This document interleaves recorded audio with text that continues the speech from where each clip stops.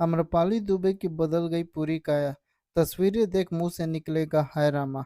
Highest paid actress Amrapali Dubey Bhojpuri फिल्मों में खूबसूरत हीरोइनों में शामिल है। उनकी तस्वीरें देख हैरान रह जाएंगे। भोजपुरी सिनेमा की पॉपुलर एक्ट्रेस आम्रपाली दुबे किसी पहचान की मोहताज नहीं है।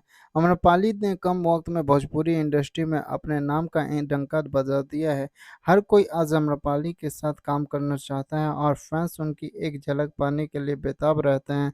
अदाकारी अपनी दमदार एक्टिंग के साथ साथ अपनी बोल्डनेस से भी पर्दे पर आग लगा देते हैं।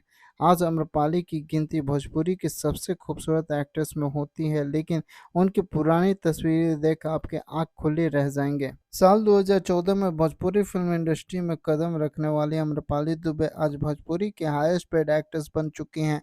उनकी तगड़ी फैन फॉलोइंग है, जो हर फोटो और वीडियो को इंटरनेट पर वायरल कर देते हैं। निरहुआ और आम्रपाली की जोड़ी भोजपुरी सिनेमा की सुपरहिट जोड़ी है और इन्हें देखने के लिए फैंस थिएटर के बाहर लंबी लाइन लगाते हैं। आम्रपाली ने अपनी अदाओं से हर किसी को अपना दीवाना बना दिया है, लेकिन उनकी पुरानी फोटोज देख आप उन्हें पहचान भी नहीं पाएंगे।